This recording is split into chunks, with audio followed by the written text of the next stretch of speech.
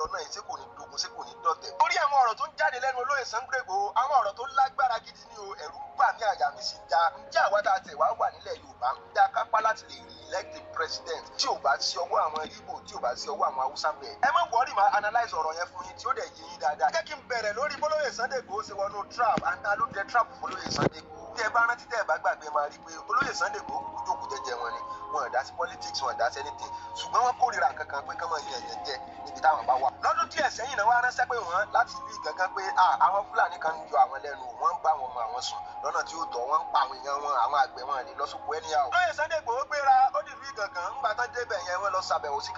kábíyèsí sí òsì ẹran ni. kábíyèsí kálàyé wọ́n ṣe fún Sunday Igboho wọ́n ní Igboho àwọn Fúlàní ti fẹ́ gbẹ̀mí ní bá ṣe ń rèpọ̀ àwọn ọmọbìnrin wa náà ń pa àwọn ọmọkùnrin wa. bẹ́ẹ̀ náà kó màálù jẹ́ kó lóko wọ́n ti ń ṣe bó ṣe wù wọ́n nílùú Ìgangan ni kódà sí ń jayé fàmílì ètùtọ́. ọ̀rọ̀ yẹn bá olóyè Sunday Igboho dé pé wọ́n ní ta ló wà ìjájà àwọn Fúlàní nígbà yìí wọ́n ní sẹ́rí kí wọ́n wà ń bẹ̀ yẹn ṣùgbọ́n anybody ò gbọ́dọ̀ débẹ̀. olóyè Sunday Igboho bá ní anybody ò gbọ́dọ̀ débò àìwọ àti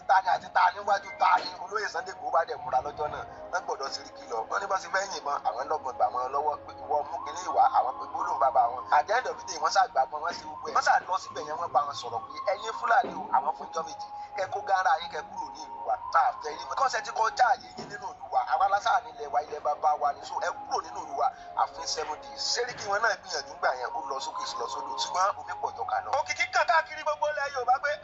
Sunday Igboho dẹ́bẹ̀ bẹ́ wò nílùú Ìgangan Sunday Igboho ti dé àwa saviour ti dé ẹni tí ó gbà wá lọ́wọ́ àwọn Fúlàní dánadáná náà sọ̀rọ̀ àwọn di dánadáná káàkiri gbogbo ilẹ̀ Yorùbá. náà gbogbo ọmọ Yorùbá ló dùn wọ́n gbárùkù Sunday Igboho ṣùgbọ́n sọdẹ́lì kò tí ì dùn bí ọ̀sẹ̀ mẹ́ta àgbọ̀ movement kan tó dìde ìpè Yorùbá nation mo wá sọ̀rọ̀ níjọ́ kìíní àná ṣùgbọ́n ọ̀rọ̀ tí mo sọ àwọn èèyàn bẹ̀rẹ̀ sí ní jáde fún mi lọ́tún lọ́sì kí lọ̀rọ̀ tí mo sọ yẹn dálé lórí ńgbà mo gbọ́ movement yẹn tí mo rí pọ́n bẹ̀rẹ̀ sí ní ṣe rálì káàkiri mo ní olóyè Sunday Igboho kí ló dé tẹ̀ wúlẹ̀ dúró lérí pé gbogbo ẹ̀yin Fúlàní dánadáná tẹ́ sọ́ra yín di dánadáná tẹ́ ń pa àwọn ọmọ Yorùbá ẹ mọ̀ lọ sí ìlú wọn lálẹ́ ìlú wa àfẹ́ yín mọ̀ ní sẹ́ẹ̀. mo ní kíní Yorùbá wà successful débi pé àwọn Fúlàní yẹn ò ní padà tòótọ́. torí àwọn ọmọ Yorùbá náà wà nílẹ̀ Fúlàní wọ́n wà nílẹ̀ Haúsá wọ́n wà nílẹ̀ Ìgbò wọ́n wà káàkiri ṣùgbọ́n wọ́n padà pé olóyè Sunday Igboho s'Àbújá tí wọ́n jọ jókòó lórí rántébù láti jọ sọ́ọ̀tì kéèsì yẹn kán dẹ̀ fi òfin wọn lélẹ̀ pé àwọn ò fẹ́ ìtàjẹ̀sílẹ̀ nílẹ̀ Yorùbá wọn àfẹ́ ìpànìyàn gbogbo àwọn nǹkan náà ṣe yẹn wọ́n gbọ́dọ̀ tọwọ́ ẹ̀ bọlẹ̀ àti òfin máa wà gbogbo Fúlàní tó bá ti mú ní ilẹ̀ Yorùbá tó bá tàpá sí òfin tí bá jọ ṣe mú ní Yorùbá pọ̀ fún olóyè Sunday Igboho débi pé gbogbo ilẹ̀ Yorùbá ni Yorùbá máa gbóṣùbà kárí fún olóyè. mo ní ṣùgbọ́n sẹ́ rí Yorùbá nation tí olóyè Sunday Igboho lọ yìí mo ní bí ẹni tó ń forí ọkà ọmọ ni. mo fún wọn ní pọ́ìntì mẹ́rin kan mo ní àkọ́kọ́ ẹnu Yorùbá òkú wọn ní Paul ìmìlà apostoli mo ló wà láàrin ilẹ̀ Yorùbá in fact tá àti ẹ̀wà mọ̀ pé kábíyèsí Aláàfin tó jẹ́ sìn wọ́n ti ẹ̀wà sọ pé Yorùbá nation kan ọ̀tọ̀ nìyẹn o Oòduà kan ọ̀tọ̀ nìyẹn ní ẹgbẹ́ gbòòtì ẹ̀ tí wà ń bẹ̀rẹ̀ rárá ṣùgbọ́n mo sọ́jọ́ kìnìún àná pé ẹnu Yorùbá òkú ẹ̀yin tẹ́ fẹ́ sọ pé Yorùbá nation tó bá yá sí àwọn Yorùbá náà ni ó máa bá báìtì yín àkọ́kọ́ nìyẹn ẹlẹ́ẹ̀kejì ni pé àwọn ọmọ Yorùbá wà lábújá ẹni tó ń ṣe senator ẹni tó ń ṣe house of rep ẹni tó ń ṣe different positions náà wà lábújá náà lè ever gbàdúrà pé kí nǹkan títẹ̀ gbé dání yẹn kó wà successful. mo ní ẹjẹ́ àjọ wò báyìí ká sọ pé IG Inspector General of Police in Nigeria in general kó jẹ́ ọmọ Yorùbá tàbí kó jẹ́ deputy rẹ̀ lójó ọmọ Yorùbá mo ní wọ́n dẹ̀ gbà pé kí Yorùbá nation kó máa kúrò lára Nàìjíríà táwọn ti control 36 states mo ní ẹjẹ́ ká wá lọ sọ́dọ̀ àwọn àmì kó wá jẹ́ pé bóyá bíi general àbí deputy rẹ̀ tàbí ẹ̀kan ká lọ sọ́dọ̀ navy ká lọ sọ́dọ̀ air force. mo ní tá a bá sọ̀rọ̀ nípa pé àwọn state kan fẹ́ ja kúrò lára country kan tó lágbára gidi àbí fọ́ọ̀sì wo la fẹ́ dárúkọ tí ò sí ọmọ Yorùbá lára àwọn ọ̀gá wọn tó wà l'Àbújá sí gbogbo wọn náà lè fẹ́ fòògùn kan ká ṣe fẹ́ bá àwọn aṣòfin ṣe fẹ́ bá wọn jà ní àwọn mélòó lè fẹ́ bá fa nọ́mbà rẹ́dì fún yín ayé máa sùn yín nọ́mbà 2 yẹn nọ́mbà 3 ni pé àwọn ọmọ Yorùbá fẹ́ lọ fún president ìgbà yẹn ní Jagaban plan láti lọ ṣe campaign. ẹ bá rántí tẹ́ ẹ bá gbàgbé ẹ máa rí pé gbogbo incident tí mò ń ṣàlàyé fún yín around 2021-2022 ni Jagaban múra láti bẹ̀rẹ̀ campaign rẹ̀ fún 2023 election ní ọ̀ndà ìjọba president Muhammadu Buhari. mo ní pé ọmọ Yorùbá fẹ́ lọ fún president ẹ̀yin sọ pé ẹ fẹ́ gba Yorùbá nation 6 states out of 36 states ọmọ Yorùbá fẹ́ rúlu 36 states ẹ dẹ̀ expect pé àwọn ó dúró láti support yín fún Yorùbá nation kan kó yà kúrò láàrin state báwo lẹ ṣe rò pé yóò yí sí tó. mo wá ṣàlàyé kókó kẹrin fún ẹ pé sẹ́ẹ̀rí ẹnikẹ́ni tó bá lòun fẹ́ ya ìlú kúrò lára orílẹ̀-èdè mo ní ìjọba àpapọ̀ máa ń rí wọn bí agbésùnmọ̀mí tó lágbára jù mo ní kódà tí wọ́n ju pé ẹni tó ń pààyàn tó máa mú lọ sí kóòtù pé afẹ́dájọ́ rẹ̀ mo ní ìjọba àpapọ̀ máa ń rí wọn bí ẹni pé èmi president gẹ́gẹ́ ló fẹ́ pa tó rẹ́ rí ọ bí agbésùnmọ̀mí tó lágbára jùlọ mo ní sọ́tẹ́ bá fẹ́ ṣerú nǹkan báyìí mo ní kò ṣerú level nítorí pé kí ni ìjọba ó padà parapọ̀ mọ́ àwọn ọ̀tá Igboho ń dìde sí láti make sure páwọn ṣẹ́gun yín ni ń tẹ́ fẹ́ dáwọ́lé lórí tí ò ní jẹ́ kẹ́ ẹ rọ́sàn létí ò ní jẹ́ kẹ́ ẹ róró òkú ni. ṣùgbọ́n kàkà káwọn èèyàn ó rí sìn pẹ̀lú ọ̀rọ̀ tí mo sọ nígbà yẹn ṣe náà bẹ̀rẹ̀ sí ní jáde fún mi left and right bọ́ ibẹ̀ yẹn gangan kọ́ là ń lọ. kò pẹ́ tí olóyè Sunday Igboho bẹ̀rẹ̀ movement Yorùbá Nation ó ní campaign President Bola Ahmed Tinubu bẹ̀rẹ̀ ní pẹrẹu that was 2022-2023 campaign yẹn bẹ̀rẹ̀ gan olóyè Sunday Igboho bẹ̀rẹ̀ sí ní jáde fún wọn. ẹ bá gbàgbé àwọn ọ̀rọ̀ tí olóyè Sunday Igboho sọ ẹ jẹ́ sáré mú yín lọ sínú ìrántí ẹ̀ díẹ̀ mú padà bọ̀ ẹ̀yẹn farabalẹ̀ kẹ́ gbọ́ fídíò yìí dé parí because àwọn ọ̀rọ̀ tí olóyè Sunday Igboho padà sọ́ọ̀sì ọ̀rọ̀ tó ní agbára ẹ̀yẹn farabalẹ̀ gbogbo ẹ̀ ni màá pè fún yín ní sísẹ̀ tẹ̀lé. ṣùgbọ́n ẹ má gbàgbé pé ẹni tí olóyè Sunday Igboho tó support fún sìn tán wọnú trap yìí tán ní dandan by fire by force ó gbọ́dọ̀ ṣẹlẹ̀ kejì ní sá òun náà náà ṣe fídíò tẹ fẹ́ gbọ́ yìí fún ẹ̀yẹ jájọ wọlé náà àpàdà bọ̀. ẹ jẹ́ gbọ́n wa ẹ jẹ́ sẹ́nitọ̀ tí yàrá wa yọ lórí burúkú pẹ̀lú gbogbo yàtí ń jẹ Yorùbá yìí tó yẹ kẹ́ ẹ líìdì wa kẹ́ tó wà lẹ́ fẹ́ ṣe pírẹsidẹ́ǹtì sẹ́pẹ́ ti yàwé sọmọpẹ́ ti ń ṣe èrè pírẹsidẹ́ǹtì kọlọ́kàn ó yẹ kẹ́ ẹ pé gbogbo Yorùbá jọ ni pé níbi tí bàtà ti ń ta yín lẹ́sẹ̀ ẹ ṣàlàyé kẹ́ wá líìdì wa bọ́ta káwá béèrè fẹ́tọ̀ wa ẹ wá lẹ́ fẹ́ ṣe pírẹsidẹ́ǹtì ẹ lè ṣe ẹ ní ṣe campaign mo promise mo fọlọ́ ń búra á pa yín kó tó dijọ́ campaign ni ẹ mo fọlọ́ ń búra fún yín ọ̀sẹ̀ tí ó ṣe campaign gbogbo yóò fìlú lẹ̀ ṣe bẹ́ẹ̀ campaign tẹ̀sẹ̀ yìí àwọn náà lẹ́sà pè ká tẹ̀lé yín á yìnbọn sí yín látẹ̀yìn ni gbogbo ìyàtọ̀ fẹ́ jẹ́ yín kò lè pé 2 weeks tàbá cleansing ẹ̀yin náà lè máa ṣe gbogbo ẹ̀ ẹ wá tún ní ká mọ̀ bọ̀ ká tó wá mọ̀ ṣe campaign fún yẹn ṣe president ẹ̀ sì èrè ni gbogbo campaign tẹ́ bá ṣe ẹ sáfi mọ nínú yàrá ọ̀dọ̀ yẹn àtàwọn ìyàwó yìí tẹ́ bá bọ̀ gbòòrò àbáyé jà sógbó ẹ̀wọ̀n Yorùbá tẹ́ jẹ́ tèmi àtẹni tí ò jẹ́ tèmi kọ́ fa etí ẹ̀ kó gbọ́ ẹ lọ ṣe oògùn a máa tún rálì yẹn ṣe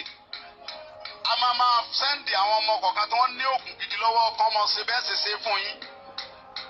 ẹ lọ ṣe oògùn dáadáa. ìṣòro ayé tí gbogbo ọ̀rọ̀ tí olóyè Sunday Igboho sọ rèé nígbà tí campaign Bọ́lá Ahmed Tinubu bẹ̀rẹ̀ wọ́n jẹ́ kó yé wọn pé ẹ̀yin tó yẹ kẹ́ ẹ líìdì wa pé Yorùbá gbòmìnira ẹ̀yin lẹ wá sọ pé ẹ fẹ́ sí president. olóyè Sunday Igboho jẹ́ kó yé wọn pé president òsìwò lẹ fẹ́ ṣe president òfowó lẹ fẹ́ ṣe Bọ́lá Ahmed Tinubu tán campaign fún sí òun náà ni wọ́n ń bá wù ẹ̀yin tèmi ẹ farabalẹ̀ máa ṣàlàyé fídíò yìí fún yín dáadáa tí ó yé yín. ẹ lè bá a mọ̀ pé olóyè Sunday Igboho ti wọnú tíráàpù ẹ má wọrí gbogbo ẹni máa ṣàlàyé fún yín lẹ́kùnrẹ́rẹ́ ní àti ní ńlá tó ẹ̀yin tèmi kí n má fọ̀rọ̀ yẹn gùn. kò pẹ́ sí gbogbo ìgbà tó lóyè Sunday Igboho bẹ̀rẹ̀ sí ní sẹ́ǹdì threat yẹn ọjọ́ burúkú èṣù gómìnà kan làwọn security ya wọlé Sunday Igboho àti DSS o àtàmì àtọlọ́pàá àti Navy Air Force gbogbo wọn ṣàkóra wọn ya wọlé Sunday Igboho wọn wá sí ilé lọ́jọ́ tí mò ń wí wọn pa wọn kan olóyè Sunday Igboho ṣáà try as much as possible wọ́n escape mọ́ wọn lọ́wọ́. kúrò ní Nàìjíríà wọ́n lọ sí Germany nígbà tán máa dé Kotonu Nàìjíríà send the signal sí Kotonu pé ọ̀daràn kan ti wà nílùú yín kò gbọ́dọ̀ lọ tó bá kúrò ń bẹ̀ yẹn gbé yín. àti bẹ̀yẹn náà ti gbé olóyè Sunday Igboho wọ́n sá wọn jù sátìmọ́lé láti bẹ̀yẹn wọ́n dé court bárabàrà gbogbo kéèsì yẹn wọ́n ṣàpadà gba freedom láti Benin Republic ṣùgbọ́n Nigerian government wá place bank kan lórí wọn pé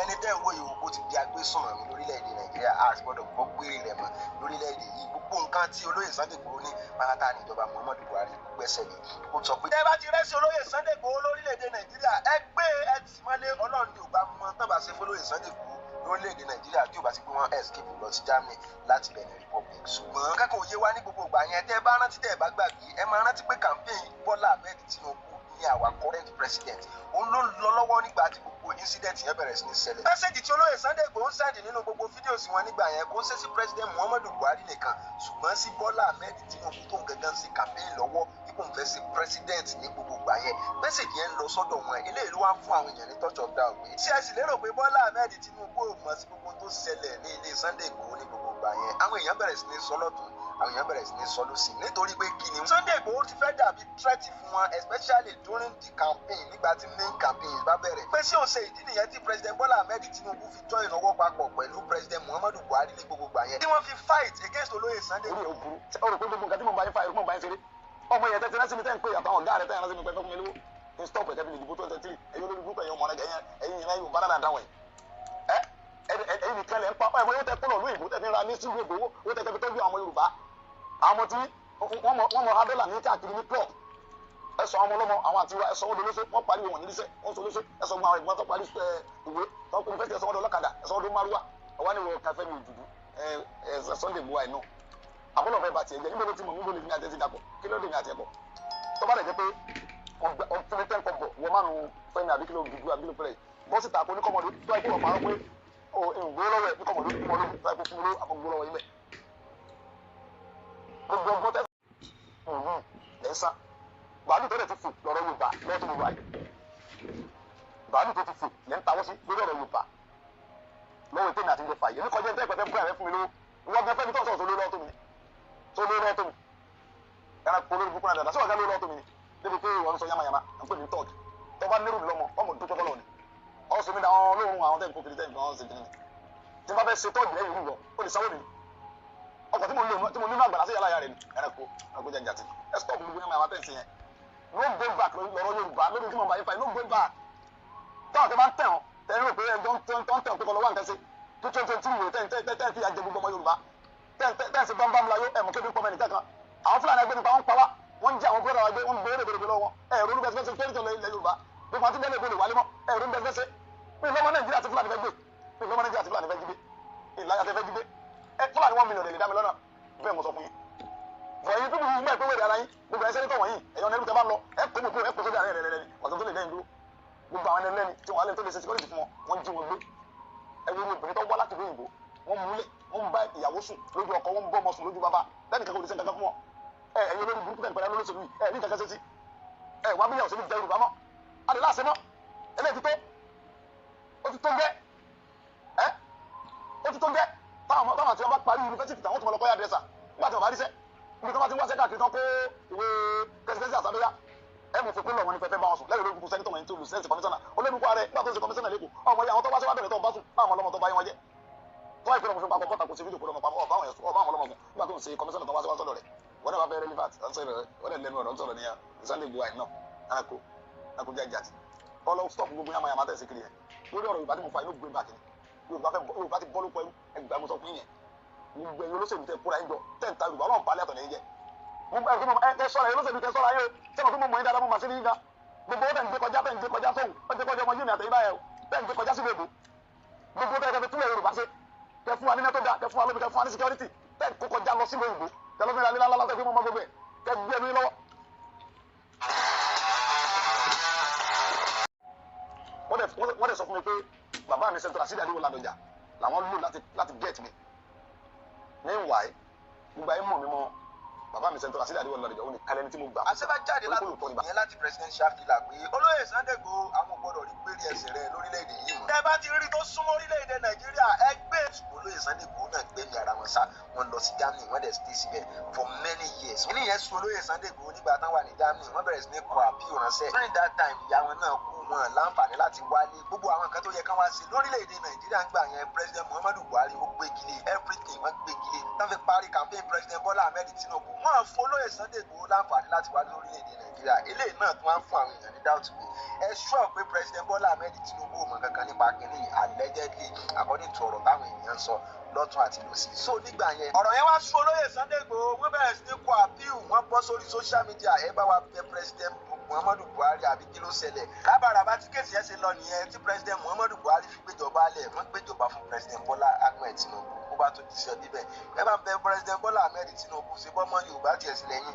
ẹ jẹ́ mọ́ padà bọ̀ wálé gbogbo àkáǹtì mi pátá ni president Muhammadu Buhari ti gbé gilé. jẹ́ kí n lè ṣe kankan ní Nàìjíríà mọ́ ẹnu eléyìí tí mò ń dọ́gbọ́n wá gan mò ń yọ wá ní ẹ bá ń bẹ Bola Ahmed Tinubu ẹ̀yin sáà ni president báyìí Ọlọ́run sì ti gbé e dépò ẹ bá ń ṣe kínní wọ́n bẹ̀rẹ̀ sí ní rán àwọn èèyàn lóríṣiríṣi ẹ bá gbàgbé ẹ máa rántí pé bàbá mi Kọ́lá Olóòtú náà jáde ńgbà yẹn wọ́n bẹ̀rẹ̀ sí ní appeal fún olóyè Sunday Igboho lọ́dọ̀ president Bola Ahmed Tinubu wọ́n bẹ̀rẹ̀ sí ní sọ pé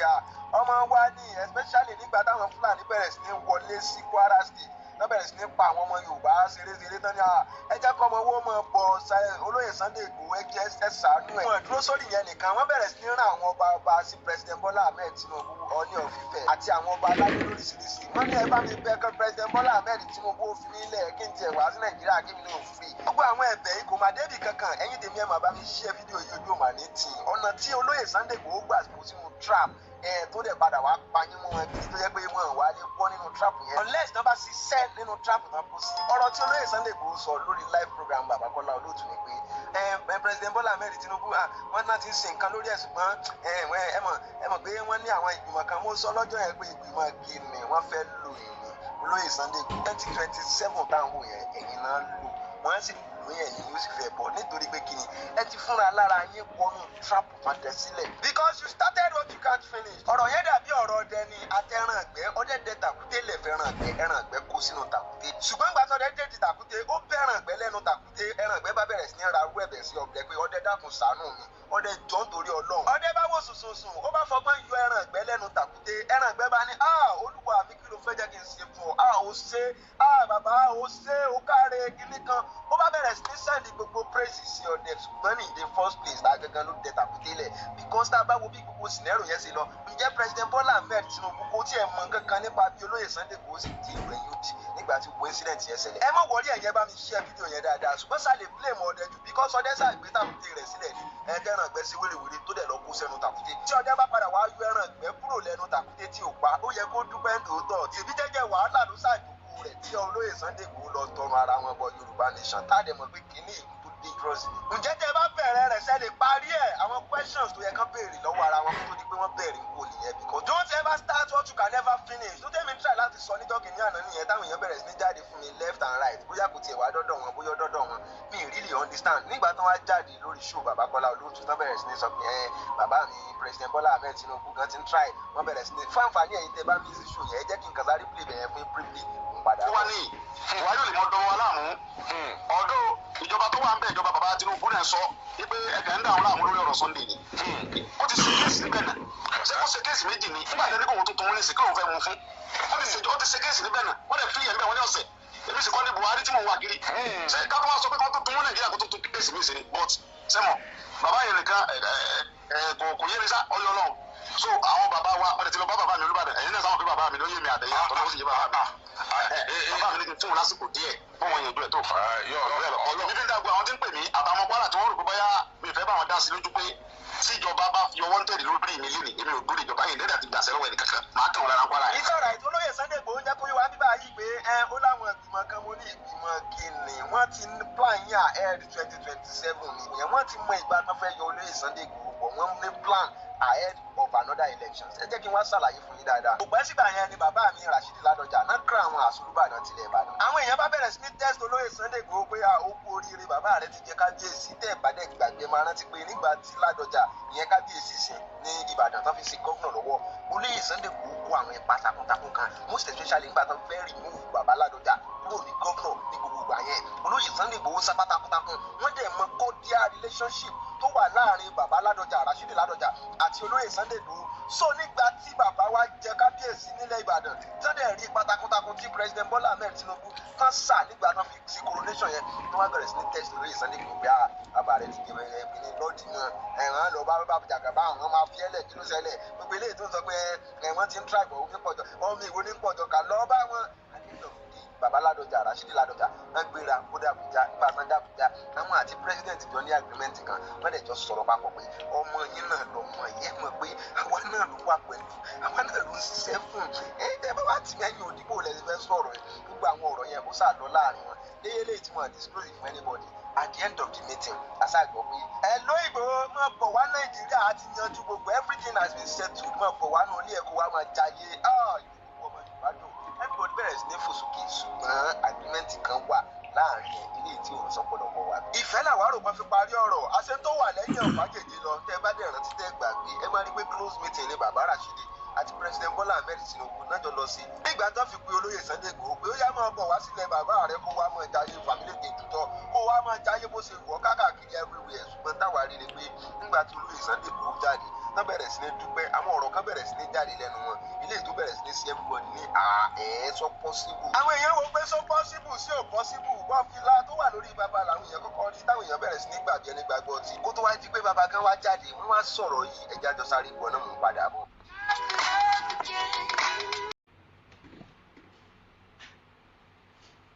mo gbọ́rùn ara mi sí ìgbà tí mo rẹ̀ ní pé omi tí mo gbọ́rùn sí lè di ó lè gé mi lọ́rùn káwọn ọmọ mi máa fi sépinnu sàárè lọ́la àbí kí n kọ́kọ́ lọ sí. mo tó ṣẹlẹ̀ sí mi ẹ̀dá mi máa ní yóò dìdà kúrò ní omi ló ti ní stroke. gbogbo ẹ̀dá tí ó pa àwọn méjì ni wọ́n ti sọ pé mo ṣe dúpẹ́ lọ́wọ́ tí mo ṣe. Ọlọ́run bá tó ní mímọ́ tó ń bẹ̀ ọ́ bí bàbá tí wọ́n bá wọlé ẹlẹ́gbẹ́. àwọn olórí burúkú tí wọ́n pa àwọn lójijì ní ìṣẹ̀tàn tiwọn. mi ní ìṣẹ̀tàn àti wọn wọ́n lè fọ́ ní wọ́n ṣẹ̀tàn àti wọn kúrò lóko lọ́tọ́ lẹ́mí agbẹ́lu mi sí pé tí o ní jẹ́ kẹ̀kẹ́ tó fi jẹ́ dẹ́ mo wà á nù sọ̀rọ̀ fún ọdún márùn-ún mo kọ́ ilé ẹyọkẹ́ kọ́ ni mo ní o Òṣùpá bá mi sílẹ̀ kan 2009 bàbá mi Adéwòlú Ládọjà tọ́lọ́ ń lò tí gbogbo ẹbí dominira yìí òun ni mo ń tẹ̀lé kọ́ ló mọ̀ pa bàbá olúwa rẹ̀ àti gbogbo ọba tí ń bẹ́lẹ̀ Yorùbá ọlọ́wọ́n lo bàbá tí wọ́n bá bá bàbá yẹn sọ̀rọ̀ tí ọba gbọ́ kí mo fẹ́ bọ́ lọ́wọ́ èyí wọ́n bẹ́lẹ̀ yóò di àwọn tí fi mí pa ọmọ fi mí pa ó lọ náà àwọn ọmọ fi mí pa ó lọ ní wọ́n làwọn ń jà fún mi ọmọ náà dáwọ́ ní gúrúùpù ọmọ yẹn sì gbá èmi tó yẹ pé ńgbà mo bẹ̀rẹ̀ sọ́ọ̀bù tó jọ yé gbogbo wa tó fi fọṣẹ́ tó lé mú ká kọ́bọ̀ lọ́wọ́ wọ́n ń pe gbogbo mo tún fún ọ lọ́wọ́ lápò ara a tún sanwó sí mọ́tò máa rí kó sọ́kọ̀ pé nítorí kì í ṣe pé torí nǹkan kan torí pé ìrìn wa ní Yorùbá ni wá àwọn kan ò lè tẹ́rọ̀rìsì kan ò lè dé wọ́n fún wa gàràgàrà Ọlọ́run rẹ̀ ni bàbá Tinubu yẹn kó fi kẹ́mi gbogbo ayé dẹ̀ ló bá ń bá gbogbo àwọn bá dárí jọ kó fi ẹja ló bá ọmọ yóò ṣe kankan náà kí lẹ́sẹ̀ mi ṣé mo ṣe síta tó wù ó ní Fúlàní tẹ́rọ̀rìsì kan ọmọ ẹ̀kọ́ òṣù yẹn wá wọ́n Buhari tó jẹ́ pírẹsidẹ̀ntì tó bá ti lè ṣe déédéé ẹgbẹ́ Nàìjíríà ó tí mo sọ nìyẹn kò tí pọ̀ tọ̀rọ̀ tí mo lè sọ náà ẹ̀tọ́ wa ni mo fi ọ wá nípa ọ̀pá àdùgá wọ́n pa bàbá bàtà ìyá mi kúlẹ̀ lórí wọ́n pa àwọn kẹ́lẹ́kù lórí ìrìn àjò yẹn àwọn ọmọ mi sunkúnsunkún mo gbà fọlọ́ talọ́ba mi rántí ìyá àdùgá talọ́ba mi rántí ìyá bàbá bàtà àtàwọn ọmọ rẹ̀ mọ́ talọ́ rántí fámìlì ìyá mi kò sí ó ti wà lọ́rùn mi nìkan ókè náà àwọn bàbá kan wá dìde pé ẹ sọ lọ́dọ̀ bàbá Tinubu yẹn yàrá bá sọ ọmọ yìí lọ́rùn lẹ̀ kó lè máa padà tí mo ti ń sin nǹkan rẹ̀ wẹ́rẹ́wẹ́rẹ́ bàbá yẹn ni mo gbọ́ ẹ tó bá ní kí n mọ tẹ̀lé Tinubu yẹn kó lè sọ̀kò tọmọtọmọ.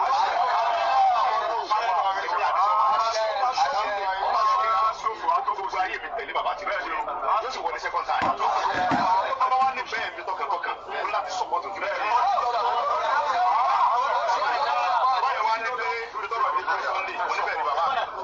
àwọn bàbá olúmọ wa ní Sunday mo ní bàbá olúmọ ní Sunday mo ní sà security ló bẹ̀rẹ̀ mo ní bẹ́ẹ̀ ni ṣé o lè rí àwọn ọmọ bíi 50,000 mo ní bàbá mi máa rí bẹ́ẹ̀ lọ tí ẹ dẹ̀ lè pèsè àwọn tẹ́rọ̀rì tó ń dùn wà lẹ́nu bàbá ní bẹ́ẹ̀ ni bàbá ní àwa sọ fún president pé ẹgbẹ́ security fún ọmọ ẹ̀ ó pèsè àwọn tẹ́rọ̀rì àti Kwara ni o àtẹniwé ẹ̀ ní ọlọ́dẹ fàṣẹ àwọn bàbá yẹn kó bá bàbá Tinubu sọ̀rọ̀ bàbá ní terrorist ni anike face mo ní bàbá terrorist náà láàfin sí kò sí tó ní kọ́ láwọn fúlàní tẹ́ máa ṣe dáadáa àbí Haúsá tẹ́ ń ṣe tiẹ̀ jẹ́jẹ́ àlewà alágbẹ̀lú wọn ṣùgbọ́n àwọn terrorist wọ́n ń wọnú ilẹ̀ wa pé káwọn bàbá wọn mọ̀ lòdò kọ́ mọ̀ lòdò àwọn yẹn ní àfẹ́mọ́ wọn ní kò sí tó fi ṣe yẹn lọ àríjà àwọn yẹn rẹ lọ kọ̀wé wa àti àkókò ẹ̀fọ́ ẹ bá pàtẹ́ òkè wa Ọlọ́run bá sórí mi ló ní wa gbogbo aláfẹnú wa kọ nípa bàbá yìí bẹ́ẹ̀ni bàbá Tinubu táwọn ọ̀gbẹ́ni Ọlọ́run yẹn dáadáa ní ẹni rí ni ọ̀yẹ́ kó sọ fún ònàrí jìnnì torí mo kú gbogbo àwọn ọba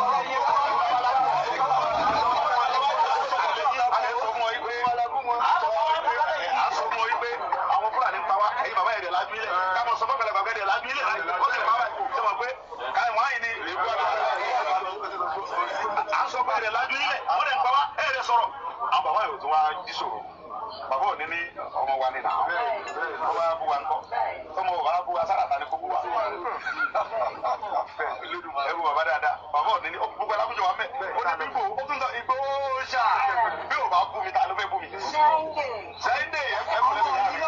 bàbá òní ní Sunday ọmọ mi ni adẹ̀bẹ̀rù àwọn kan wọ́n ti lẹ̀kùn mọ́rí fún wa àbínú bàbá olúmọ sí gbogbo olẹ̀kùn lẹ̀ olúmọ adé bàbá dáadáa olúmọ bàbá alálùbáríkà bàbá olúmọ ní Sunday mọ́ ní bàbá olùtọ́ bá pè mí láago méjì òkú tí ìbá gbé pọ̀ mí bàbá mo wá dé bàbá mo ń bọ̀ láti ìjọ yẹn mo ń bọ̀ ní láti fi kàn lóru ní Kútọ̀nù ní àtàmọ́tàjọ́ wa ní mọ́tò ní mọ́lẹ́jẹ̀ pé àwọn olúmọ wò ní Kútọ̀nù láwa yìí wọ́n á pè bàbá yẹn níbi 1:30 or 2 o'clock ọkẹ Sunday bàbá mi yẹn sọ ní onífóònù rẹ lójú mi kí ló fẹ́ ṣé kò sí mọ́lọ́ wa mo ní mo ń kútọ́ náà mo wa mo ní kí n gbọ́ sẹ́yìn wò ní Sunday mo ń bọ̀ mo ní kí n sa ìwò ní láti bàbá Olúbàdàn nígbà àgbà yọmọ pèmí lẹ́sẹ̀kẹsẹ̀ nítorí kí ló fẹ́ àní bàbá mi ọkùnrin balẹ̀ àlọ́ ní pẹ́sidẹ́ntì lórí ọ̀rọ̀ ẹ̀ àyẹ̀dọ́ ẹ̀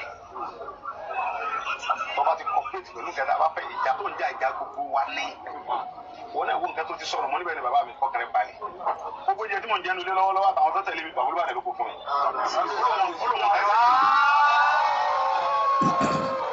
ọ̀rọ̀ mi kẹ̀ yé bàbá olú bàbá mi látọ̀ ọdún tó ti pẹ́ ni mi ní parọ́ fún mo ní bàbá gbogbo ẹ̀ ó sì há o àkáǹtì tí orí ń bọ̀ sí gbogbo ẹ̀ rọrùn wọ́n sì àkáǹtì ẹ̀ fún àmọ́ step by step ni kọ́kọ́rọ́ kó ráìsì yìí báyìí nílé mọ̀ lọ jẹun ẹ wà ń bẹ̀ náà alóòdù mọ́tò ráìsì báyìí àwọn ti gbogbo mọ́tò ni nígbà mo tún padà lọ olówó rè mọ ra nǹkan ọbẹ̀ mọ jẹun mọ sàlejò lé rẹ̀ ọlọ́mọdé náà bàbá yọ parọ́ lójijì ṣe àṣìkò ìdúpẹ́ lọ gbogbo yìí. With the help of Zero. Àwọn olùdíje àlejò ọlájọsẹ fẹ́ pé ohun tí bàbá Tinubu fẹ́ fún wa security là ń fẹ́ fún àbá rẹ̀ wọ́n lè rí àti gbé fún wa tí ẹ bá dẹ̀ sí wa lórí àwa náà gbọ́dọ̀ dùn bẹ́ẹ̀ àwa náà gbọ́dọ̀ fi sọ̀tọ̀ àdàgbà bíbí sí wa ìjọba ẹ̀kọ́ bàjẹ́ àgbọ́dọ̀ dùnú kan káfí sọ̀pọ̀tì bàbá yẹn ìjọba fún wa ń sọ̀pọ̀tì bí ẹ̀dùn táwọn èèyàn yẹn kí security wà kálàáfíà wà orí àlàáfíà làwọn náà gbọ́dọ̀ dùnú agbọ́dọ̀ bẹ àwọn bẹlẹ ata mọ sẹkẹ tí o da ẹnna bá síbẹ̀ léwu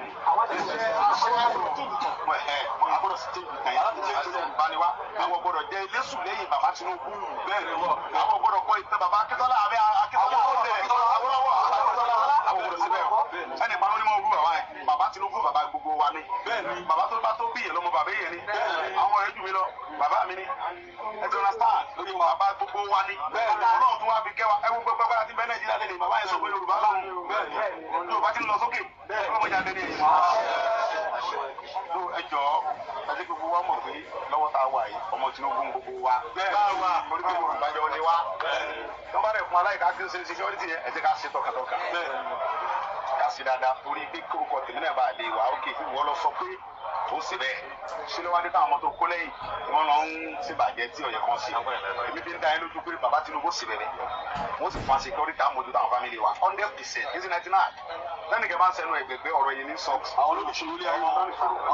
èmi ò tiẹ̀ rẹ̀ ẹ̀jẹ̀ wọ́n sọ̀rọ̀ sọ̀rọ̀ lẹ́yìn mi kò lè sọ lójú mi kò bẹ́ẹ̀ ó yá mi kò bẹ́ẹ̀ kò sọ lójú mi kò lè sọ̀rọ̀ mi lẹ́yìn torí pé ọ̀pọ̀lọpọ̀ fàmí wọ Yorùbá nìsan ó wù mí fúnra mi tí mo gbọ́rùn ara mi sí ìgbà tí mo rẹ̀ ní pé omi tí mo gbọ́rùn sí lédi ó lè gé mi lọ́rùn táwọn òbí wọn fi sí ìpinnu sàárè lọ́la àbí kí kọ́kọ́ lọ sí bẹ́ẹ̀ ni strategy Ọlọ́run tó wá kẹ́ mi o tó ṣẹlẹ̀ sí ni ẹ̀dá mi máa ní yóò di ìdàkúdà ní omi tó ti ní stroke èmi tí mo mọ̀ bí mo ṣe ń ja èmi tẹ́lẹ̀ dáadáa tí mo wá rẹni tí wọ́n ń gbénu yàrá kan ní Kútọ́nù tí mo gbé kò yí rárá yẹ́lẹ̀ ní stroke tó pé àti wá ná 500,000 wà mọ́ bá mi tọrọ ẹ̀ èmi àti sọmọ aládìkún tó pé ọmọ ilẹ̀ lásán mo lè fún 5 million. wọ́n ti wí pé tí bá fẹ́ gba 500 máa mọ̀ pé àbáwò ẹ̀rọ láwọn ẹ̀rọ lè wá fún mi sọ̀pọ̀ ṣé mo gbé kò dáa bàbá Tinubu wa ni mo ṣí ẹlẹ ọ̀sáyé ẹ̀ kókò òmìnira ara ẹ̀ gbogbo àwọn tí ń tẹ̀lé ẹ̀ lọ bá wọn sọ̀rọ̀ security ẹ̀fẹ̀ yẹn máa pín support ọ̀pẹ̀ ìpínlẹ̀ lọ àtàkì Haúsá tàbí Fúlàní tí ọba ṣe jàmbá gbogbo ẹni Fúlàní tí máa ń ṣe terrorist ẹ̀fẹ̀ sí wọn èmi gẹ́gẹ́ ìjọba máa pín support bàbá dáadáa aládùbáríkà ni sọlọ́ níjọba àjẹkùn gbogbo wa ní àsìkò tó rálejò pọ̀ mo wà pẹ̀lú ibi tẹ́lẹ̀ wà pẹ̀lú mi so now bàbá Tinubu náà mọ̀ pé òkì sọ̀dàlẹ̀ tábàlà wà pẹ̀lú èèyàn báyìí. tí olóyè Sunday Igboho sọ rèé ṣèbí fìlà lásán làwọn èèyàn rí tán rojọ́ tẹ́lẹ̀ ọ̀rọ̀ tí olóyè Sunday Igboho wa sọ yìí ó wá jẹ́ kẹ́ ìbọ̀dì òní mo ti wá gbẹ̀rún tán báyìí olóyè jẹ́ kó yẹ wá pé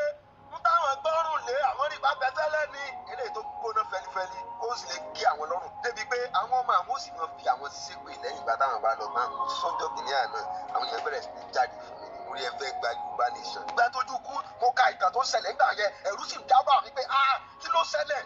wọ́n ní àárín ọdún méjì sí ọdún káàbọ̀ àwọn èèyàn wà nínú igbó tó ti káàkiri tó jẹ́ pé wọ́n róòrù lé wọn rọ́ṣọ́gbó ṣé a fẹ́ gba ìlú kúrò lára àlù ṣe rò pé bí ewé dúró àtòbí ọbẹ̀ ni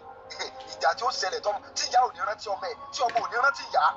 ogun gidi ni and irú àwọn tó bá fẹ́ dárú nǹkan yẹn sílẹ̀ wọ́n gbọ́dọ̀ rẹ́dì láti sọ pé àti àwọn ọmọ àwọn o because náà bá ti rí ẹmú wọn máa wá fún àwọn ọmọ ẹ̀ àwọn rẹ́dì láti parẹ́ nítorí àwọn èèyàn yìí bọ́ àwọn èèyàn táwọn tẹ́ fẹ́ parẹ́ lé lórí táwọn kan lè rántí tẹ́ bá lọ tán because ìwà betrayal ó pọ̀ ní gbogbo àwọn ọ̀rọ̀ tẹ́mi sọ níjọ́ kìíní àná líle táwọn èèyàn bẹ̀rẹ̀ sí ní jáde fún mi left and right. kí n má fọ̀rọ̀ yẹn gun ẹ̀yìn tèmi tẹ́ bá rántí tẹ́ gbàgbé ẹ máa rí pé olóyè Sunday Igboho state àwọn kankan pé bàbá Rashidi Ládọjà ńgbà tó sọ pé fọkàn rẹ balẹ̀ máa lọ rí pírẹsidẹ́ǹtì tí wọn náà bá ti mọ̀ pé wà á gbé kan táwa náà fẹ́. a lọ rí pẹ́sidẹ́ntì lórí ọ̀rọ̀ ẹ̀ á yẹjú ẹ̀. tọ́ba ti kọ́pẹ́tì pẹ̀lú kẹta bá fẹ́ ìjà tó ń jà ìjà gbogbo wa ní. ṣùgbọ́n kí ni agreement yẹn dálé lórí ìyẹn gangan ló wá jẹ́ ká ṣẹ̀ṣẹ̀ wá mọ understand pé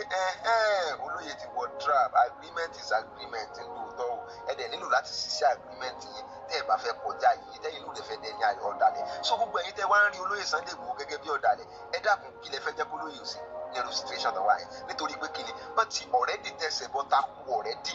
àdàkù ti mú wọn wọ́n wá nílò ẹni tó máa yọ wọn kúrò nínú takùtàn kò sí ṣùgbọ́n Ọlọ́run wa ti lo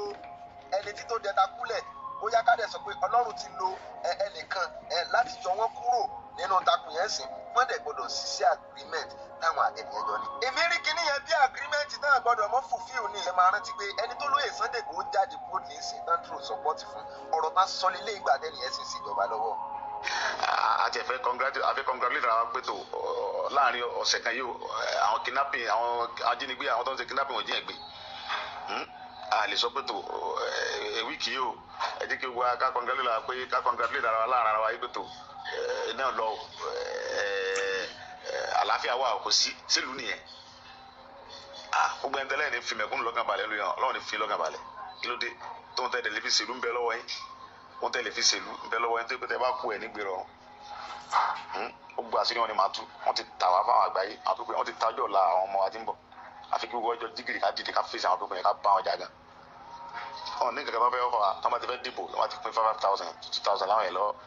àtúntì gbàgbé ìyá ọdún mẹ́rin tá jẹ sẹ́yìn ẹ ká ronú o ká lè fọwọ́ sowọ́pọ̀ ni o wọn ò ní èrò gidi kankan àwọn pípẹ́ yẹn wọn ò lérò gidi kankan fáwọn ọ̀dọ́ nígbà tó manifesting sọ̀kadà tó manifesting sí wọn rúwa táwọn manifesting tó ń kàwé tó ń ní gúdù sọ lọ́wọ́ tó ń lọ sọ lóṣù tó yẹ kó rí bẹ́ẹ̀ kò yẹ kó rí bẹ́ẹ̀ o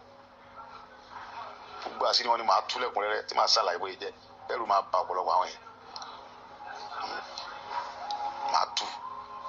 ìlú wa kó lè jó ilé wa báyìí so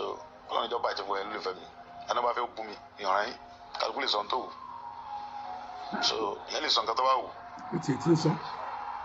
kálukú lè fẹ́ nu ẹ̀sọ́ nǹkan tó wù gbogbo ohun tí kálukú bá sọ yóò kásán yóò jèrè ẹ̀ mọ́tò bá lọ wọ̀nyẹn bú lọ́ọ̀ láyìn tó lọ́mọ ọ̀rọ̀ pamọ́ ẹ̀ wọ́n náà lọ́ọ̀nù gbogbo ẹ̀ ń tẹ́ nífẹ̀ẹ́ mi tẹ́ jẹ́ tèmi tó tilẹ̀ kí lóyún le tó Ọlọ́run ní fi lé mú kò ní fi lé mọ́ ẹ̀yìn yóò fi dẹ̀yìn lọ́rùn ni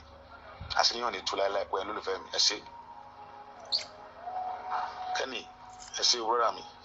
ìyá mi ni kẹ́nì àpọ̀dé mama ké ìyá gbòó ìyá àfẹ́ ló dùn fọ̀dí mama ẹni dààmú ìyá mi gbogbo àwọn tó ń láwọn sọ lórí wa tó ń fàyè ní wa lára ọ̀rọ̀ fara ní wọn yes àfi gbogbo afọwọ́sọ àpò kágbára ọkọ lọ́wọ́ àwọn pípọ̀ yẹn wọ́n ti tà wá pátápátá kò sí nǹkan kan fúlù yẹn ju kíkọ́ pírèkì ẹ lọ nothing ká pírèkì kọ́ńtì yẹn lálàáfíà fi lè wà kò sí ẹni tó lè tún sí tẹ́nìkan bá lóun lè wọ́n tún sí kẹ́ lọ́ fọkàn balẹ̀ lórí irọ́ ni o Ọlọ́run níjà fọkàn balẹ̀ lórí ìyá ẹsẹ̀ ẹ̀yìn tèmi o máa tú gbogbo àṣírí wọn lẹ́kùnrẹ́rẹ́ máa ṣàlàyé gbogbo fáìlì wọn rèé lọ́wọ́ mi wọ́n ti tà wá tó jẹ́ pé amalgamation mi náà tó lọ sign pẹ̀lú àwọn olórí burúkú yẹn tó fẹ́ gbé wá sí àfi kí gbogbo ọ̀fọ̀ sọ̀pọ̀ ká spark lẹ́ẹ̀kan náà ká fọ́ tẹ́lẹ̀ ká fi pẹ́ nìkan ká fi wẹ̀ ẹ́ lẹ́ni o torí ọjọ́ làwọn ọmọ àti káwọn ọmọ wa mọ̀tò mọ̀ lọ gbé wá sí pé lọ́jọ́ la Ọlọ́run ní fi ara ní Ọlọ́run ní fi àjẹgbọ́ yẹn lólùfẹ́ mi Ọlọ́run ní fẹ́ yẹn náà Ọlọ́run ní jẹ́ parẹ́ yóò dẹ̀ ní tiẹ̀ Ọlọ́run nífẹ̀ẹ́ yín àti gbẹ́ni tí ò nífẹ̀ẹ́ mi ti gbé Ọlọ́run kan fọ́ọ̀sì mi lẹ́yìn lórí ni ẹ ti fi gbogbo ẹ nífẹ̀ẹ́ mi lẹ ẹ jáde fọ́ọ̀sì ọ̀pọ̀ ni káàtì kọ́kọ́ gbára lórí tí ń bọ̀ yìí torí ohun tí wọ́n ń pláàni táwọn ọ̀tá tẹ́ ń pè lórí tí wọ́n sàṣíwájú wa ń lò yẹn ohun tó ń pláàni lẹ̀ fún wa tẹ́ bá gbọ́ gbogbo àwọn tó ń pè wọn lásíwájú yẹn tí bá sọ pláàni wọn tó ń lọ ní fún wa kódà o Ọlọ́run ṣàánú wa ni o Ọlọ́run bá nìkan máa tún gbogbo ẹ̀ máa ṣàlàyé fún ilẹ̀kùn rẹ̀ tẹ́lómi bá gbọ́ báyìí ẹlòmíràn ló rọrùn tún tí ló fi máa ń jẹ́ tó bá gbọ́ ní plan tán ti lọ nílẹ̀ láwọn kìíní yẹn so àwọn náà wà ní láti fọwọ́sowọ́pọ̀ pẹ̀lú ara wa ká plan tiwa náà káwọn náà plan àwọn náà ní àwọn ọ̀dọ́ láti ní plan tiwa láti tá a lè fi kojú àwọn pípọ̀ yìí bẹ́ẹ̀ ni mo sọ ẹ ṣé thank you pàdé wa bí oyin títí ọ̀la sọ̀tún la máa go live máa gbé gbogbo evidence wa àṣírí àwọn pípọ̀ yẹn máa gbé wa fún tí kálukú fojú rí ẹ ṣé gan. Good night. ẹ má jẹ́ kí n fàkókò wa ṣòfò president Bola Ahmed Tinubu náà wà lórí post fídíò live stream tẹ̀ ń wo yìí kò tí ì di bóyá bí ọdún kan àbọ̀ lọ tí olóyè Sunday Igboho jáde sí live stream tó bẹ̀rẹ̀ sí ní bá wa sọ̀rọ̀ pé gbogbo àwọn pípò yẹn wọn fẹ́ràn wa wọn láìkì wa suddenly tó wá di pé ẹnì yẹn gangan wá ní olóyè Sunday Igboho jáde tó bẹ̀rẹ̀ sí ní ṣe fídíò fún pé àwa ti support ẹni torí èèyàn dáadáa ni tẹ́ bá gbọ́ nínú fídíò àkọ́kọ́ tí mo kọ́kọ́ play fún yín ẹ máa gbọ́ pé olóyè Sunday Igboho ṣàlàyé fún wa pé èèyàn dáadáa ni Jagaban èèyàn rẹ̀ ni wọ́n gbogbo àwọn nǹkan tó wọ́n tó ṣe kínní owó tó gbọ́dọ̀ rí bẹ́ẹ̀ ti understand àárín epo ní 1,400 báyìí nígbà tó sì bá ní 197 naira pẹ̀lú àwọn kúkú ń sanwó fún gọ́vnọ̀ ẹ dákun sí gọ́vnọ̀ ló ní ìdíwó nígbà tẹ̀ ń yọ subsidy lórí wa tẹ̀ ń kó fún gọ́vnọ̀ tẹ̀ dẹ̀ ní bàrà sí lórílẹ̀ ìlú ẹ dákun ẹ̀ sì kulẹ̀ dá gbogbo ẹ̀ padà sí àwọn kan ló sà wà ń bẹ̀ nígbà yẹn ṣé gọ́vnọ̀ ò gbowó nígbà tí gbogbo àwọn ìlú tó sì ń enjoy everything because you no fair control every price in this country wọ́n kò sí problem torí bẹ́ẹ̀ gangan kọ́ là ń lọ lé ní. olóyè Sunday Igboho náà jáde lórí live program wọn tẹ́ gbọ́ tán yìí wọ́n dẹ̀ bẹ̀rẹ̀ sí ní sọ̀rọ̀ lóríṣiríṣi pé àwọn pípọ̀ yẹn wọ́n láìkí wa eléyìí ló wá jẹ́ kó já gbogbo àwọn èèyàn lójú nígbà tó wá gbọ́ gbogbo ọ̀rọ̀ tí olóyè Sunday Igboho ṣẹ̀ṣẹ̀ ń sọ pé a máa ń wo live program ẹni a máa ń gbọ́ bó ṣe máa ń sọ̀rọ̀ nípa ìjọba government of Yorùbá nation òun gangan làwọn fẹ́ ó ṣe wá di báyìí ó ṣe jẹ́ pé ẹni tó ń sọ̀rọ̀ sí láàrin ìṣẹ́jú àyà náà dẹ̀ ti sáré change òun padà láti máa dúró support ìfẹ́ nìyẹn. wọ́n ṣàlàyé nǹkan kan nígbà yẹn pé ẹ̀yin lẹ́ẹ̀ notice ọ̀rọ̀ tó lóye Sunday Igboho sọ ẹ jẹ́ kó yé wa pé àtọ́ bá ti lè faramọ́ agreement táwa máa ní pẹ̀lú rẹ̀ má wọ̀ọ́rì wá padà sí country. àǹfẹ̀kàntẹ́lẹ̀ náà ìjọba náà ló parapọ̀ tó lé olóyè kúrò nínú ìlú níjọ́gì ní àná náà tẹ́lẹ̀ ó sì wá di báyìí. àwọn èèyàn ṣàbẹ̀rẹ̀ sí ní sọ reaction wọn lọ́tún lọ́sì ọ̀rọ̀ tá a gbọ́ àṣepọ̀ ti tán ni olóyè Sunday Igboho wá bínú jáde wọ́n wá sọ àwọn ọ̀rọ̀ kan. lẹ́yìn ìgbà tán rí reactions àwọn èèyàn àwọn ọ̀rọ̀ wo náà tún wá padà wá bá wa sọ. ó bẹ̀rẹ̀ sí ní wá mú àwọn èèyàn jáde lóríṣiríṣi including Sowore àti àwọn míì kí ni àwọn ọ̀rọ̀ tán bá wa sọ ẹ jájọ sáré gbọ́ báyìí mú padà bọ̀. kẹ́tẹ́kẹ́tẹ́ lọ ọ̀fọlọ́mọ̀ra tó bá ti fẹ́ gbé ẹgbẹ́ ADC mẹ́ríkà wá sílẹ̀ Yorùbá mi ọwọ́ tẹ́nà táwọ̀ tẹ́nà mi ò fẹ́nu sí o a máa bá ẹ jà mí lẹ́yìn ẹgbẹ́ bàbá Bọ́lá bẹ̀ Tinubu abẹ́rẹ́ gbẹ́ kankan o àwọn ọdún mẹ́jọ bàbá ó pè é nídìí gbé rẹ̀ ní mọ̀ ẹni tí ó mọ̀ ní ọmọ bàbá Tinubu ti wọlé ẹ̀kejì àgẹ̀rẹ́ gbogbo ewu fíìmù ni àgẹ̀rẹ́ ṣe fọ́mà èèyàn ní ṣe wá lórí ká mọ́ tẹ̀lé èèyàn ní ṣe mi lórí kí mi mọ́ tẹ̀lé nígbà bàbá mi máa bàbá olúmọ ní Sunday wọn ní bàbá ọlọ́dún mẹ́jọ 100% kò ní sí gbogbo àwọn fámìlì mi lójúmọ́ náà ń sàdọ̀ bàbá lọ́wọ́ Tinubu gbogbo àwọn olólùfẹ́ mi náà ń sàdọ̀ gbogbo àwọn fọ́lọ́ àsìkò pátá náà ń sàdọ̀ bàbá orí tó ṣe máwọn nípa tèmi ẹbí nílé mi mọ́ wa ọdún kan àwọn tó kò nílé yìí. ìtọ́ra ẹgbẹ́ bá rí ọ̀rọ̀ táyà olóyè Sunday Igboho sọ bíbá yìí ó dàbí threat sí other parties because kò ṣe APC nìkan ló ń jà fún presidential seat sóńgbà tí olóyè Sunday Igboho wá padà wá jáde lẹ́yìn bọ̀dù wá tó rí pé ó dà yẹn kó olóyè Sunday Igboho wá bí business this time around. àṣebí tó yẹ kó olóyè Sunday Igboho jáde kán máa dúró support fún candidate táwọn sọ pé àwọn fẹ́ support báyìí ni pé kán máa sọ àwọn nǹkan ribiribi tí candidate tí wọ́n ti ṣe kán máa sọ àwọn nǹkan tó dáa tí ẹni tó fẹ́ support tó ti ṣe tiwájú kán fún máa sọ pé ẹ dìbò fún ní second time o ṣe rí pé gbogbo eléyìí ti wà okay ṣe rí pé gbogbo eléyìí ti wà okay táwa expect nìyẹn pé tó lóye Sunday Igboho bá tiẹ̀ padà wá support anybody fún presidential seat tó yẹ kán jáde kán bẹ̀rẹ̀ sí ní máa sọ ni àwọn nǹkan tó dáa tẹ́nìyẹn ti ṣe sẹ́yìn ṣùgbọ́n wá yà wá lẹ́nu nígbà tí olóyè Sunday Igboho tún wá padà bínú jáde pé àwọn ò gbọ́dọ̀ rí PDP òfò kan ADC òfò kan àwọn ò gbọ́dọ̀ rí ẹni òbí kan àbí kankan àwọn ò gbọ́dọ̀ rí ẹni party ó tún wá campaign ní ilẹ̀ Yorùbá táwọn wà yìí because ó máa di wàhálà o àwọn ò gbọ́dọ̀ rí ìyẹn ló tún wá dá reaction sílẹ̀ sí gbogbo èèyàn pé kí ló ṣẹlẹ̀ olóyè Sunday Igboho ẹ lọ gbàgbára lẹ̀ ìfà àtẹ̀bàjẹ́ fẹ́ campaign fún candidate yìí òun wá ní pé candidate yìí ò gbọ́dọ̀ wá sílẹ̀ Yorùbá kí ló ṣẹlẹ̀. Sowore náà jáde Sowore náà sọ̀rọ̀ wọ́n react lórí kinní yẹn tó tún mú olóyè Sunday Igboho tún padà react padà lórí ọ̀rọ̀ tí Sowore tún jáde náà tún sọ bọ́ kí ni Sowore sọ nígbà yẹn ẹ jẹ́ ká sáré gbọ́rọ̀ lẹ́nu wọn díẹ̀ ń padà bọ̀. I will go to anywhere in Nigeria to campaign out. I want to see him come and stop me. And I'm sure he will never try. So some of it is also psychological. True. They are just using them to scare him so that he won't stand up. You know, because they know if Tinubu is truly supported by 33 governors, why is he afraid of opposition? Why is he afraid of rallies? I made a comparison. Nnamdi Kanu is in jail today because he's different from Sunday Igboho. If Nnamdi Kanu were to be Sunday Igboho, he would be campaigning for Tinubu in the southeast now. Because it's the same terms that they gave to Sunday Igboho that he accepted that Nnamdi Kanu has rejected over the last 10 years. So please, not insult.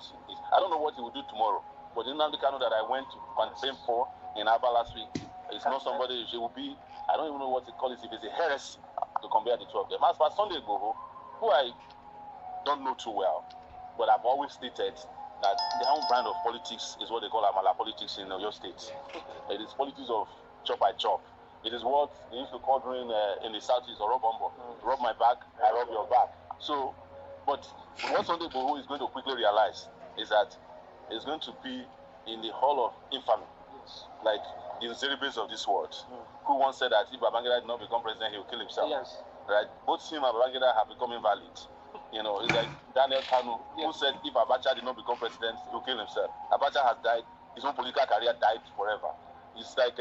Baba Adedibu in Ibadan, who says that Obasanjo, if he doesn't do third time, he will kill himself. He has also died. So these are ideas that will not last. And I have no doubt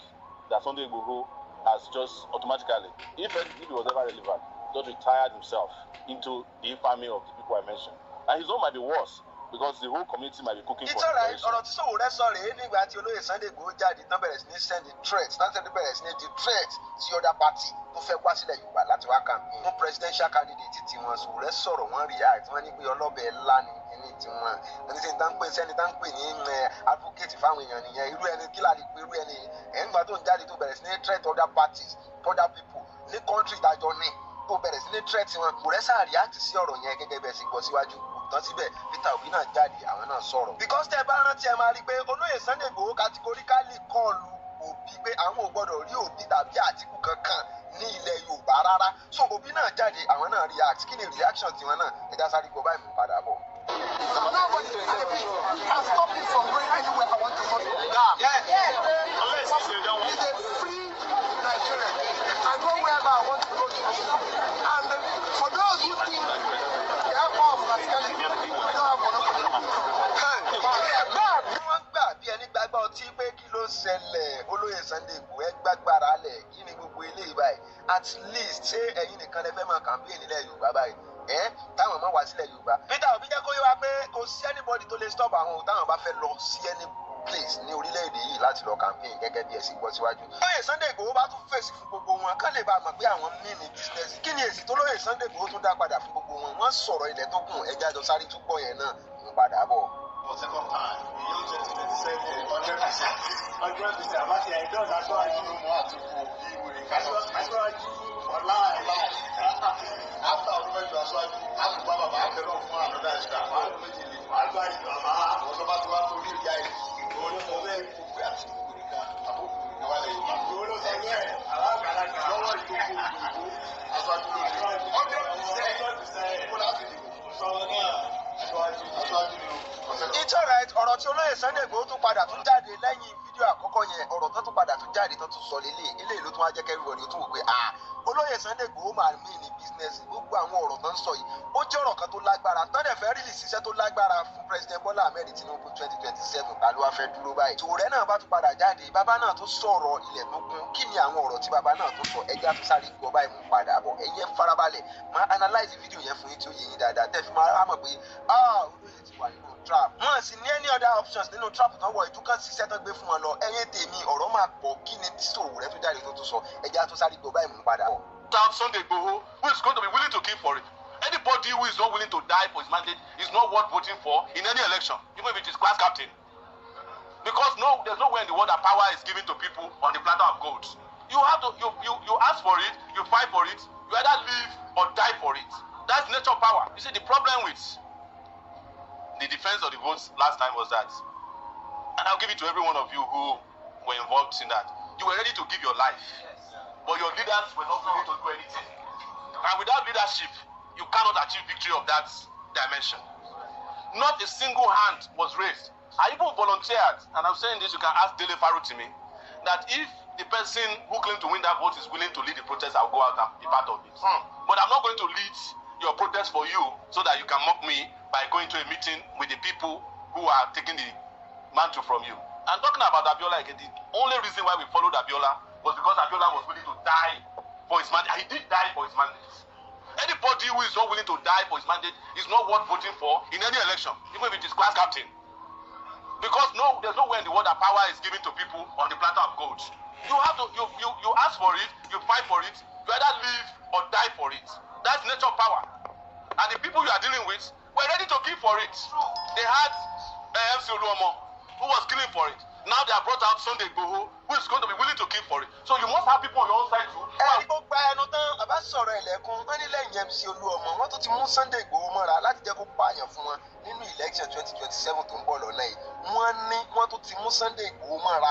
láti jẹ́ kó pààyàn fún wọn ní election 2027 tó ń bọ̀ lọ́nà yìí. wọ́n ní tàbá sì ní fẹ́ parọ́ fúnra wa kò síbi tí agbára ti máa ń fúnyàn freely o gbogbo téèyàn bá fẹ́ nínú ayé èyí ó jà fún ni we fight for whatever you want bàbá sá sọ̀rọ̀ ilẹ̀kùn. tí bàbá tún jẹ́ kó yé wa náà ni pé kò sí anybody tó lè dá àwọn dúró lórílẹ̀‐èdè táwọn bá fẹ́ lọ campaign ibikíbi táwọn náà tó ń try láti ṣàlàyé fún wa nìyẹn pé olóyè Sunday Igboho wọ́n ti lose credibility wọn àwọn ò dẹ̀ tí mọ̀ báyìí but later ó sì máa padà yé wọn bọ́ sí tòótọ́ ni olóyè Sunday Igboho ti lose credibility wọn. ọ̀kan níbi tá ti wá pé ìpàdé àpéjọpọ̀ kan ilé ìlú wa gba ìmílẹ̀rù tó já ìlú láyà. wọ́n ní òkú sùn kàkà kí Tinubu má wọlé ní 2027 wọ́n ní ẹtí ó bóyá pọ̀ ni kò sèmi mo sọ̀rọ̀ ẹja gbọ́ lẹ́nu àwọn ti kára lára wọn fúnra wọn. nígbà tó bá sọ ọdún mẹ́jọ tí wàá tẹ́ ẹ̀tọ́ bá tó kẹfà bó tu pẹ̀lú àlàáfíà ara ni mo sì máa lọ nìyẹn ọ̀gbẹ́ àwọn oníṣọ́ ọdún mẹ́jọ yẹn ẹ ṣe tíátà ni o tàbí ẹjọ́ kúrò ṣe dára fáwa ọlọ́run jẹ́ kẹ́kẹ́ bàbá Tinubu kù nígbà bọ́ lásìkò City boy City boy. ẹni gbogbo ẹnu tán fẹ́ǹfà ní ẹ̀yìn tẹ́ ẹ bá gbọ́ dáadáa ń ní òkú ó sùn ẹni tí ó kú ó yà pọ̀. ọ̀gbẹ́ àwọn oníṣọ́ ọdún mẹ́jọ yẹn ẹ ṣe tíátà ni o tàbí ẹjọ́ kúrò ṣe dára fáwa. mo ń gbọ́ ọ̀rọ̀ yìí àyà mi sì ń já mo ní ṣé ìdájọ́ ti wá di dúró ọ̀dà ìbáyìí kàkà kí Tinubu mọ̀ wọlé ní 2027 òkú ó yà sùn. lẹ́nu àwọn tá a wò pé ẹni tá a wà fẹ́ fẹ̀yìn tì nílé mo dẹ̀ sọ́njọ́ kìíní àná ẹ jẹ́ kí n wá bẹ̀rẹ̀ ọ̀rọ̀ láti bí báyìí mo sọ́njọ́ kìíní àná mo ní pé olóyè Sunday Igboho sẹ́rí tẹ́ fẹ́ tọrùn bọ̀ yìí n tó lágbára ni Yorùbá nation sẹ́rí ojú tí ìjọba fi máa ń wo àwọn tó bá fẹ́ ja ìlú kúrò lára orílẹ̀-èdè ojú tí ìjọba fi máa ń wò wọ́n ojú tó lágbára ni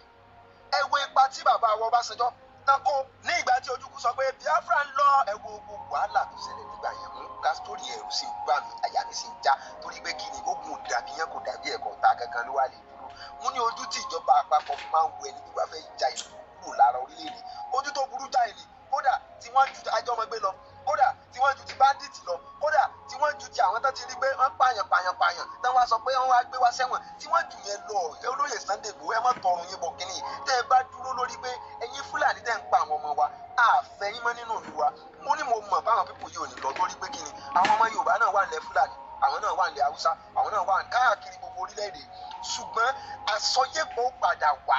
tó bá ti rí pé ọwọ́ tún dùn àwọn jù àsọyépọ̀ padà wá wọ́n padà pè é sábùjá ẹ padà jọ dùkú lórí rántí tẹ́wàá máa fún wọn lófin pé tẹ́ bá ti dín nǹkan kan bá tún ṣẹlẹ̀ lẹ́yìn tá a fẹ́ ṣe ẹ jẹ́ yẹn yín sùn ó ní yìí yóò wà fún yín Yorùbá nation ẹnu Yorùbá ò kò sáwádìí ẹ fẹ́ gba Yorùbá nation lélẹ̀ nọ́mbà 2 lélẹ̀ ẹ lọ wo àwọn ọmọ wa tó wà l'Ábùjá wọ́n pọ̀ jáǹtìrẹrẹ ní sẹ́nitọ̀ ni o ní House of Rep ni o káàkiri gbogbo àwọn forces tá à ń sọ yìí ọmọ Yorùbá wà lára àwọn ọ̀gá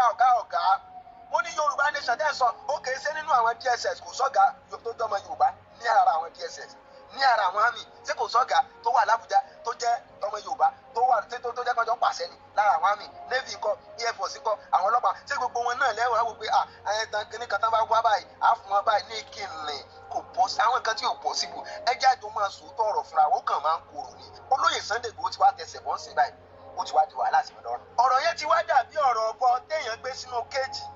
téèyàn wá fún lóúnjẹ ìwọ náà ló gbé ọ̀bọ sínú kéèjì ó wá ń fún lóúnjẹ ọ̀bọ wá ń dúpẹ́ lọ́wọ́ ẹ pé ó ṣiṣẹ́ tó jẹ́ kó ń kú orí oúnjẹ tó ń fún un lóúnjẹ kó ń sustain ṣèbí tó bá tú ọ̀bọ lẹ̀ tẹ́lẹ̀tẹ́lẹ̀ yóò wá wé ara rẹ̀ ọ̀rọ̀ yẹn ti wá lágbára débi pé olóyè Sunday Igboho ti tẹsẹ̀ bọ̀ náà wọn wá lé dájáde fúnra àwọn tó sì wá tẹsẹ̀ bọ̀ wàhálà lọ́rùn wọn àwọn náà wá tó bẹ́ẹ̀ láti wá tú wọn sílẹ̀ ṣùgbọ́n kan tó lè tú wọn sílẹ̀ wọ́n gbọ́dọ̀ ṣiṣẹ́ fún wọn ibi tí wàhálà ti wá wà nìyẹn because olóyè Sunday Igboho jáde wọn sọ oríṣiríṣi ọ̀rọ̀ sí ìjọba àpapọ̀ ìbéèrè tí mo wá kọ́kọ́ béèrè ni pé ǹjẹ́ President Bola Ahmed Tinubu ǹjẹ́ wọn tiẹ̀ wá mọ̀ kankan nípa gbogbo tó ṣẹlẹ̀ nílé olóyè Sunday Igboho ní 2022 ṣé tòótọ́ ni tẹ́ ẹ bá rántí tẹ́ ẹ gbàgbé dáadáa ẹ máa rí pé ìgbà yẹn ni campaign President Bola Ahmed Tinubu ń bọ̀ allegedly mi sọ pé wọ́n mọ̀ nípa ẹ̀mí ìdẹ́sọ́ fún wọn mọ̀ nípa ẹ̀ ṣùgbọ́n psychologically pẹ̀lú gbogbo nǹkan tó ṣẹlẹ̀ ńgbà yẹn kí ni ìdàbí àpawọ́pọ̀ sí ni ẹ ti understand ṣùgbọ́n àtún lè blame Bola Ahmed Tinubu nítorí pé kí ni olóyè Sunday Igboho ti rí wàhálà ńlẹ̀ jẹ́jẹ́ rẹ̀ lọ́dún tó ń bọ̀ ilẹ̀ ṣàlàyé ìjọ kìíní àná ṣùgbọ́n sí làwọn èèyàn jáde wá fún mi kílẹ̀ yóò rò nípa owó sinẹ́rò yìí ẹ bá mi drop ẹ̀ sí comment section because.